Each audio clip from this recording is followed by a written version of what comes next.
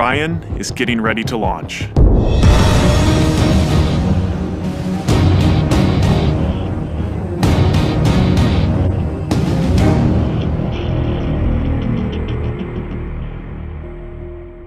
My name is Kelly Smith, and I work on navigation and guidance for Orion. Orion is NASA's next-generation spacecraft. Built with versatility in mind, it can take astronauts deeper into space than we've ever gone before, to an asteroid or even onto Mars. For these missions, Orion has to be one tough spacecraft, withstanding high speeds, searing temperatures, and extreme radiation. Before we can send astronauts into space on Orion, we have to test all of its systems. And there's only one way to know if we got it right: fly it in space. For Orion's first flight, no astronauts will be aboard. The spacecraft is loaded with sensors to record and measure all aspects of the flight in every detail. It all begins with launch aboard a Delta IV Heavy rocket.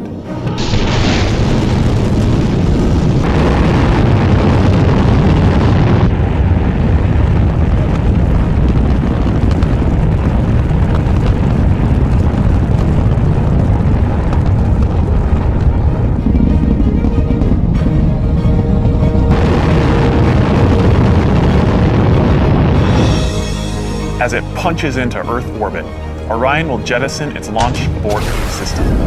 The abort system is a safety feature designed to pull Orion and its crew out of danger if there were a problem with the rocket during ascent. Orion's journey is just beginning. As the spacecraft and the upper stage begin their first lap around Earth, Mission Control in Houston is monitoring the progress of the flight. Orion's over 100 miles up and going about 17,000 miles per hour. Just as it passes over the Indian Ocean, we lose communication.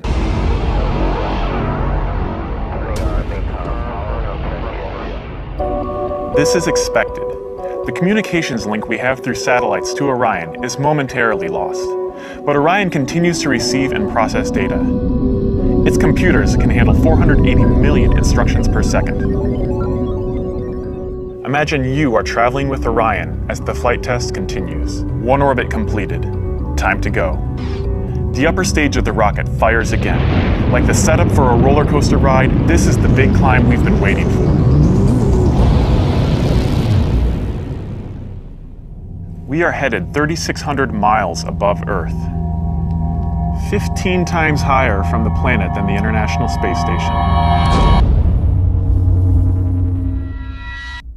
As we get further away from Earth, we'll pass through the Van Allen belts, an area of dangerous radiation. Radiation like this could harm the guidance systems, onboard computers, or other electronics on Orion. Naturally, we have to pass through this danger zone twice, once up and once back. But Orion has protection.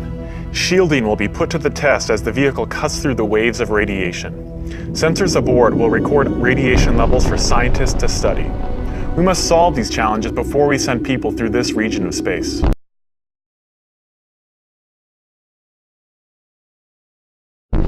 For this flight, it's time to head home. The upper stage of the rocket triggers separation. Orion's jets fire to turn it into the proper position to re-enter Earth's atmosphere. No matter what happens now, we're coming in. 75 miles above Earth, the spacecraft enters the atmosphere. Things happen quickly. We're now traveling more than 20,000 miles per hour. Air particles pushed out of the way heat up. An envelope of hot plasma surrounds the vehicle as it plummets towards Earth. The plasma reaches temperatures of 4,000 degrees Fahrenheit, almost twice as hot as molten lava. This may be the most dangerous part of the flight. Mission Control is monitoring all the data from the spacecraft, and then we lose communication again. No data can penetrate the plasma. Orion is on its own. Orion is inside a fireball. Onboard systems ignite jets to keep the ship pointed correctly, so the specially constructed heat shield takes the full brunt of the inferno. This is the largest heat shield of its kind ever made.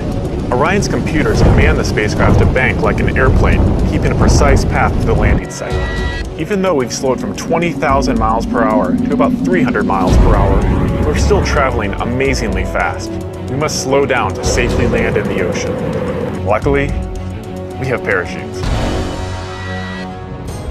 Specially designed for Orion, the parachutes help us hit the brakes, but not too quickly.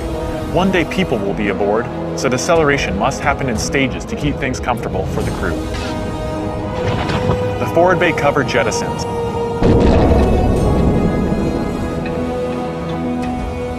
Two drogue chutes deploy and slow the returning spacecraft down to 175 miles per hour.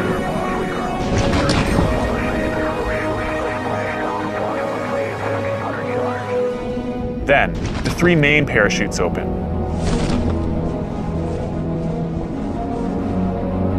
Once fully engaged, this canopy would cover an American football field.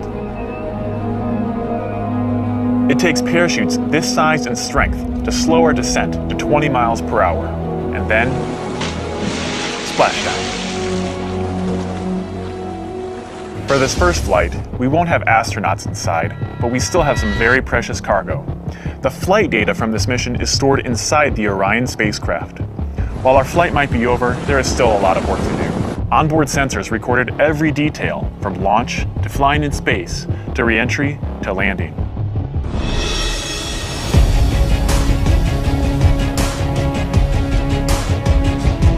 Flight tests are difficult and complex, but they give us confidence that the systems we have designed work under real flight conditions. It's great to be a part of this first spaceflight for Orion, and we're looking forward to beginning a new chapter in human space exploration.